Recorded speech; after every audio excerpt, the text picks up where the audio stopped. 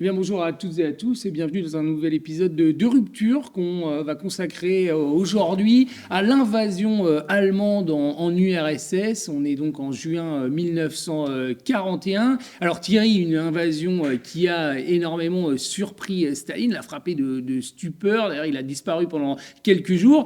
Rétroactivement, on est presque surpris qu'il fût surpris. Oui, surtout quand on sait la nature du régime soviétique où tout était contrôlé, avec un Staline qui, depuis 1929, est vraiment le maître à bord. Cette surprise, en fait, cette stupeur, va s'expliquer pour deux raisons qui se complètent quelque part. D'abord, c'est parce que, jusqu'au bout, Staline a pensé que Hitler ne l'attaquerait pas. Une certitude qui est due au fait qu'il avait besoin de temps pour que l'armée soviétique soit en capacité de résister à Hitler, et pourquoi pas ne pas l'imaginer, peut-être, d'attaquer Hitler, sachant qu'entre l'idéologie communiste russe, soviétique et celle d'Hitler, il y avait quand même beaucoup d'incompatibilités, surtout lorsque l'on sait qu'en lisant Hitler, régulièrement, il était bien question pour Hitler d'envahir un jour ou l'autre l'Union soviétique, le fameux espace vital, le Lebensraum. Donc en effet, il a cru cela parce que ça l'arrangeait de le croire, parce qu'en 1941, il ne se considère comme pas prêt. Mais pourquoi ? Eh bien, parce qu'il avait tout fait pour ne pas être prêt. Cette Union soviétique, qui longtemps, après la révolution russe, s'était trouvée isolée, n'avait pas trouvé mieux, dans les années 37-38, que d'engager des purges à répétition, liées, il faut le dire, à une sorte de paranoïa totale de Staline qui avait suivi l'assassinat de Kirov, une figure importante du bolchevisme, qui était donc la grande figure de Leningrad, à l'actuel Saint-Pétersbourg. Et très vite, Staline a voulu se débarrasser en fait de toute la génération bolchevique pour être évidemment seul face à ces masses de boudjiks récemment alphabétisés qui pouvaient manipuler comme ils souhaitaient. Donc une sorte de grand remplacement, j'aurais presque envie de dire, politique. Et c'est passé par la décapitation de l'état-major. 3 maréchaux sur 5 ont été exécutés. C'est 70% du corps des officiers supérieurs qui a été également exécuté ou déporté. Mais qui ferait cela ? On est en 1937-38, on est au moment où Hitler commence à avancer ses pions en Europe, et donc c'est du domaine de l'absurde. Et c'est cette absurdité qui aboutit effectivement à la situation dans laquelle se trouve l'Union soviétique le 22 juin 1941, au moment de cette attaque qui n'est même pas, on le verra, une attaque surprise, cette attaque allemande qui va avoir des conséquences terribles, évidemment, à court terme, mais aussi, on peut dire, à plus long terme, rappelons-le quand même, 30 millions de morts.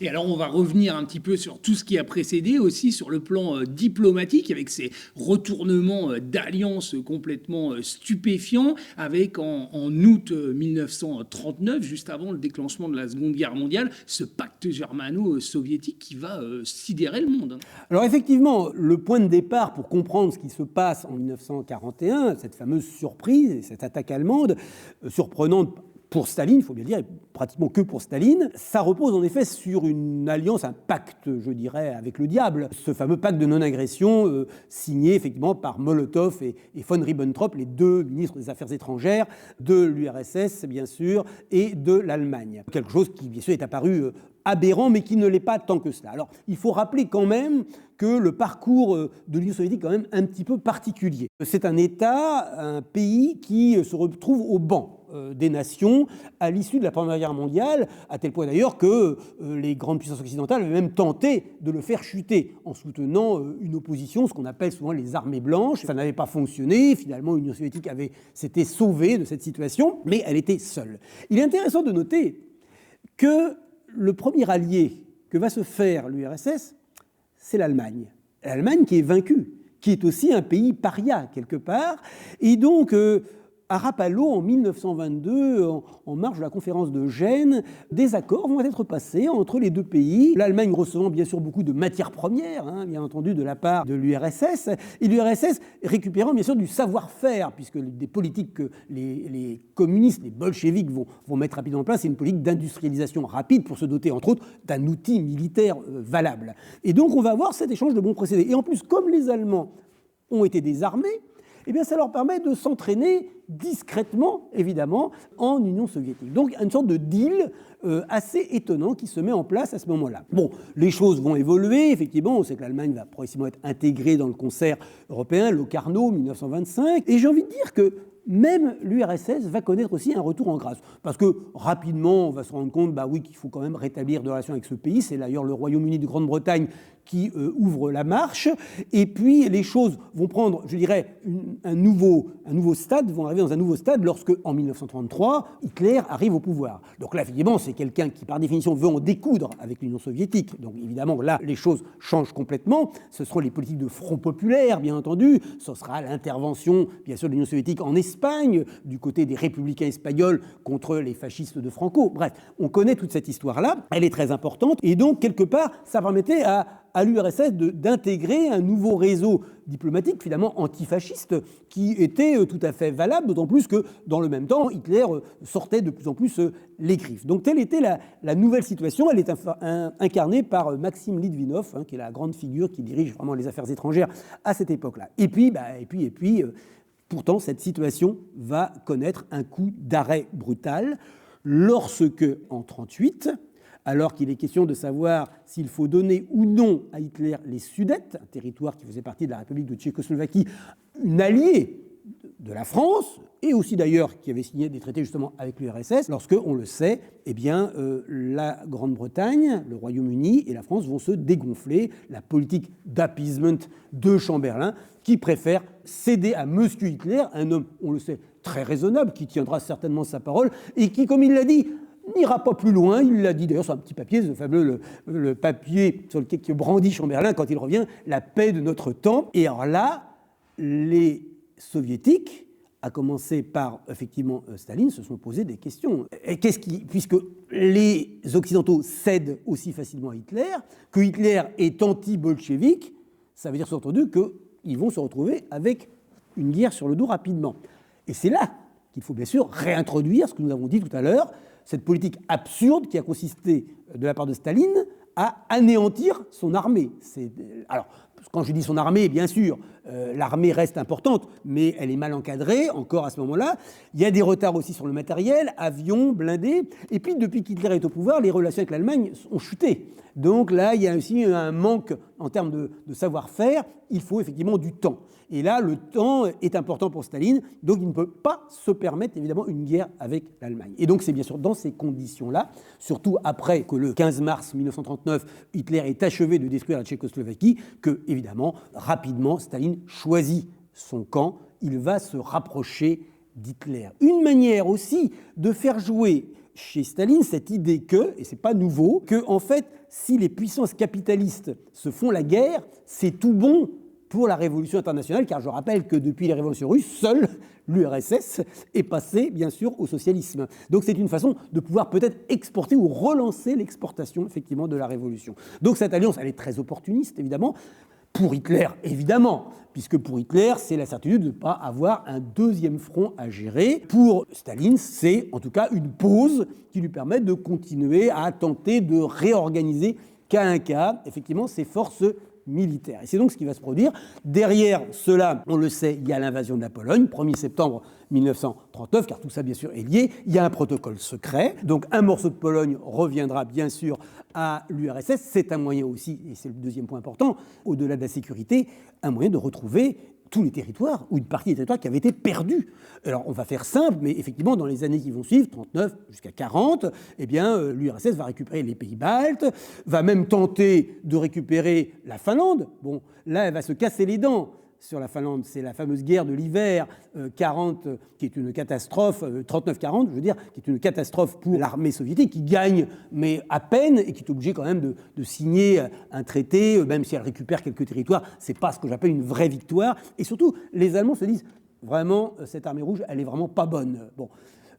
Tant mieux qu'ils aient pensé ça quelque part, mais c'est vrai que là, on se rend compte qu'il y a quand même des grosses lacunes dans cette armée. Ça a été en tout cas un banc d'essai pour se rendre compte, et d'ailleurs, il y a eu à nouveau des remaniements dans le commandement à ce moment-là. Ça va être la promotion, d'ailleurs, très drôle, de généraux et d'officiers qui avaient été enfermés en Sibérie, qu'on va ressortir de Sibérie pour dire finalement revenez, parce qu'on va avoir besoin de vous, parce que là ça va pas du tout, ça marche pas du tout notre armée. Voilà. Donc il y a cet événement qui est important. Il récupère aussi la Bessarabie, la Bucovine. Voilà. Donc c'est un glacis qui apparaît à ce moment-là. Donc pour Staline, ça semble une bonne opération. En même temps, il faut qu'il tienne encore ce qu'il considère comme une période au moins de 2-3 ans. Pour lui, l'armée rouge ne peut être vraiment opérationnelle qu'en 42-43, pas avant. Et c'est donc là qu'il va donc jouer la carte de ce pacte jusqu'au bout. Alors que Hitler, dès juillet 40, a préparé le plan, commence à préparer le plan d'invasion de l'Union soviétique qui sera prêt dès décembre 40. En plus, il avance ses pions en Europe, réussit à mettre dans sa poche, alors la Finlande, évidemment, il n'a pas eu trop de mal, mais aussi la Bulgarie, la Roumanie, bref, en fait, toute l'Europe est finalement devenue une frontière allemande. Donc en fait, on est sur une frontière germano-soviétique. Donc ça veut dire pour une attaque allemande, c'est formidable. Les seules bonnes nouvelles, en fait, pour Staline, c'est que la Turquie a accepté un traité de neutralité et, plus étonnant, le Japon. Alors, non pas un pacte de non-agression quand même, mais là aussi un traité de neutralité, ce qui évitera ainsi à l'URSS d'être attaqué sur d'autres fronts, sud et est. Reste donc simplement le front ouest. Mais dans cette période-là, ce qui est intéressant, c'est que Staline continue à prêcher, en effet, l'idée qu'il faut tenir les engagements que l'on a vis-à-vis d'Hitler jusqu'au bout, à tel point que jusqu'à la veille de l'opération Barbarossa, le 22 juin 1941, eh bien, l'Union soviétique exportait encore du pétrole. Ils auraient pu estampiller un logo sur les tanks allemands, sponsor URSS, c'est-à-dire l'URSS, alors qu'ils en manquent, alors que les blindés soviétiques en manquaient, ce qui est quand même, en dit long sur l'absurdité dans laquelle le raisonnement de Staline, en disant voilà, Hitler va respecter sa parole, je vais tenir. En plus, l'idée, c'était que de toute façon, s'il n'était pas entré en guerre avant l'été 1941, c'était bon, on était parti pour 42, 22 juin, donc juste la limite. En fait, la stupeur de Staline, on peut la comprendre aussi pour cela. Il pensait vraiment être tiré d'affaire pour l'année 41. Et alors, il y a des espions, on le sait très bien, il y a des espions qui vont prévenir des préparatifs. Staline, il y a aussi Churchill qui envoie des télégrammes, mais Staline ne veut vraiment pas en entendre parler. Oui, tout à fait. Alors, il y a plein de choses qui jouent. D'abord, dans les idées reçues de Staline, il y a l'idée que, de toute façon, Hitler n'attaquera pas sur 2 fronts à la fois. Parce que, pendant la guerre 14-18, ça avait été quand même la mauvaise affaire pour les Allemands d'être obligés de se battre sur 2 fronts, russes et puis français. Donc là, non. Alors, en effet, il y a le front anglais. Et d'ailleurs, la crainte de Staline, c'est que la guerre cesse, que les Anglais, et il y en a qui n'étaient pas d'ailleurs forcément contre, signent un traité avec l'Allemagne, ce qui permettrait à l'Allemagne de se retourner, parce qu'ils le savent bien, de se retourner contre l'Union soviétique. Mais là, on est encore dans une situation d'hostilité, il y a la guerre en Afrique, etc. Bon. Mais donc là, on pense que tant qu'il y a ce conflit avec l'Angleterre, on ne risque rien. C'est un premier point. Staline pense aussi qu'il y a du mou au sein du haut commandement allemand. Mais ça, c'est de l'intox des Allemands, qui, bien sûr, s'en donnent un cœur joie, et qui laissent entendre que Hitler serait, par contre, pour le maintien du pacte, mais qu'il y aurait des va-t-en-guerre. Alors, il y a une division, mais pas tout à fait dans ce sens-là. Globalement, à ce moment-là, Hitler a la main. Il a vraiment la main sur l'armée. C'est les succès contre la France. En avril 1941, c'est la Yougoslavie et la Grèce qui sont emportés. Non, il est au sommet de sa puissance. Adolf Hitler, ça aussi, ça aurait dû faire réfléchir Staline. Et donc, effectivement, c'est lui qui a vraiment la main sur les grandes décisions stratégiques. Mais, chose amusante, l'ambassadeur d'Allemagne donc à Moscou, von Schulenburg, glissera, il était contre cette guerre, glissera dans une conversation il risquait quand même d'y avoir, c'est quand même étonnant, c'est dans l'histoire, je crois, de la diplomatie, c'est un cas assez unique dans son genre, mais il n'y a pas que cela, il y a d'autres éléments. Il y avait quand même des renseignements, le NKVD, quand même, c'est pas n'importe quoi. Non, il y avait régulièrement des informations qui arrivaient, mais pour Staline, c'était de la désinformation, parce qu'il ne veut pas croire ça. Je veux croire que la guerre, c'est pas pour tout de suite, que Hitler, voilà. Donc, je refuse de croire ça. Alors, le plus connu, c'est Richard Sorge, évidemment, qui travaillait à l'ambassade d'Allemagne à Tokyo. Et même, je veux dire, dans la semaine, les 15 jours qui précèdent, on a même la date, carrément, on le sait. On sait que ça a été reporté, ça devait être le 15 mai, mais à cause, justement, de la Yougoslavie et de la Grèce, il a fallu attendre un petit peu. Mais tout est programmé, fondamentalement. Donc, on sait que cette guerre va avoir lieu. Tout le monde le dit, tout le monde le sait. Et donc, Staline refuse de le croire. Et non seulement il refuse de le croire, mais il refuse ce que ses généraux, Zhukov, qui est le chef d'état-major, par exemple, lui proposent, c'est-à-dire des manœuvres, de préparer un petit peu les choses. Non, parce que faire des manœuvres, ce serait donner un prétexte à Hitler pour attaquer. Donc, on lui donne tout ce qu'il veut et on ne rechigne devant rien. Même ces agressions, même les violations de l'espace aérien, non, on s'en fiche, c'est bon. Alors on a beau lui dire, mais il y a plein de divisions qui sont là. Oui, mais c'est pour m'impressionner. Il pense que c'est en fait pour peut-être obtenir des avantages supplémentaires. En aucun cas, ça ne peut être effectivement pour une entrée en guerre. On est vraiment surpris par autant d'aveuglement. Et alors ça va plus loin. Pourquoi ? Parce que en fait, au final, quand même, bon, l'armée soviétique se reconstruit petit à petit, donc on a bien quand même chez Staline l'idée qu'il faut mettre en défense le territoire soviétique. Il sait que ça va arriver un jour. Alors effectivement, il met son armée, elle est sur la frontière. On a massé des troupes. Simplement, elle a l'arme au pied. L'idée, c'est voilà, si Hitler nous attaque ou quand il nous attaque, bon, on repousse, on stoppe, et après on lance une offensive. On aura 15 jours pour la mobilisation. Ah oui, mais sauf que les Allemands, eux, ils sont sur les starting blocks. Ils n'ont pas besoin de 15 jours pour démarrer. Et puis ça veut dire que ce qu'ils vont attaquer, c'est donc le gros des forces soviétiques, c'est-à-dire leur meilleur armement, qu'ils vont pouvoir anéantir. C'est d'ailleurs ce qui va se passer. Donc, si on regarde sur le téléscripteur, voilà, le bilan est assez hallucinatoire, on pourrait dire. Et c'est la raison pour laquelle, le 22 juin, au matin, lorsque la Wehrmacht franchit effectivement la frontière germano-soviétique, Staline est frappé de stupeur, une stupeur dont il ne sortira que le 3 juillet, 22 juin, 3 juillet, c'est la première fois qu'il va en fait s'adresser à la nation sur un ton patriotique, etc. Et même au moment où il apprend l'entrée des troupes allemandes, il n'y croit tellement pas qu'il attend 4 heures avant de donner l'ordre, effectivement, de contre-attaquer ou de tenter de contre-attaquer, sauf que c'est déjà trop tard. En une semaine, l'armée allemande aura pénétré déjà sur 300 km à l'intérieur du territoire soviétique. Oui, parce que l'armée allemande, elle va enfoncer le territoire soviétique en plusieurs points. 3 points, les 3 directions. La principale, bien sûr, c'est là que se trouve le gros des forces essentiellement allemandes, c'est de pénétrer par le Bélarus et de gagner Moscou, de frapper, bien sûr, la capitale. Mais il y a également une autre, alors ça c'est donc von Bock. Von Rundstedt, au sud, lui, c'est bien sûr de gagner l'Ukraine, donc s'emparer le blé ukrainien, les moissons vont avoir lieu, donc c'est la bonne période. Et plus loin, bien sûr, le Donbass, effectivement, l'industrie. Pour la petite histoire, d'ailleurs, c'est autour de Izium, une ville dont on a beaucoup parlé dans le conflit russo-ukrainien actuel, Izium, que s'arrêteront justement les divisions allemandes. Et au nord, via les pays baltes, alors qui accueillent bien sûr comme des libérateurs les Allemands, gagner bien sûr Leningrad, qui est bien sûr la ville qui n'est plus capitale, mais qui est une ville prestigieuse, évidemment, avec la complicité des Finlandais qui arrivent, bien sûr, par le nord, à ce moment-là. Donc oui, c'est une guerre tous azimuts, une guerre de destruction, d'attrition, qui a pour but d'anéantir, effectivement, l'armée rouge. Alors, qu'est-ce qui va, au final, quand même, sauver l'URSS? C'est les hésitations d'Hitler? Comme d'habitude, on peut toujours compter quand même sur Hitler pour ce genre de choses, parce qu'il s'enthousiasme souvent de victoires qu'il croit avoir remportées, mais c'est pas lui. Et il croit donc, finalement, être investi d'un talent stratégique qu'il n'a absolument pas. Je rappelle qu'il n'était que caporal pendant la guerre 14-18. Et donc, effectivement, Hitler va hésiter. Alors, un coup, il se dit « Ah, il faut plutôt mettre l'accent sur l'Ukraine. » Et donc, du coup, ça ralentit. Donc, il déplace des troupes, ça ralentit l'avancée vers Moscou. Puis après, il change d'avis. Et à force de changer d'avis, on arrive à l'automne russe, qui est déjà un hiver. Et ça s'est joué, il faut le dire, à peu de choses. Les Allemands, le 5 décembre, étaient à 30 km de Moscou. Et il faut reconnaître un élément, c'est le fait que Staline ait finalement décidé au dernier moment de ne pas évacuer Moscou, quand on est en train d'évacuer Moscou. Parce qu'il y a pensé. Ah, il y a franchement pensé. De toute façon, il est vraiment presque prostré. Voilà.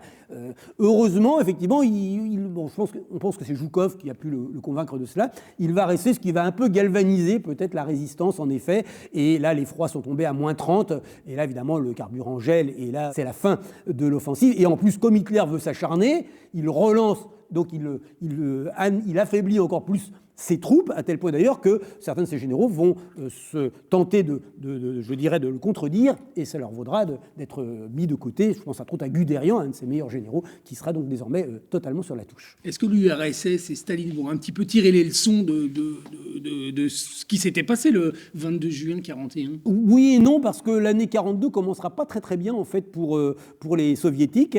Et pour ce qui concerne les Allemands, là aussi, on retombera encore sur les mêmes travers. Ça sera a bien sûr l'affaire Stalingrad et l'acharnement, je dirais, mortifère qu'a eu effectivement Hitler de tenir, parce qu'il y avait le côté précieux Stalingrad, Staline, effectivement, de tenir cette ville, ce qui finalement entraînera la destruction de son armée et le début de la fin pour les nazis. Eh bien, merci Thierry, merci à toutes et à tous et à bientôt pour de nouvelles ruptures.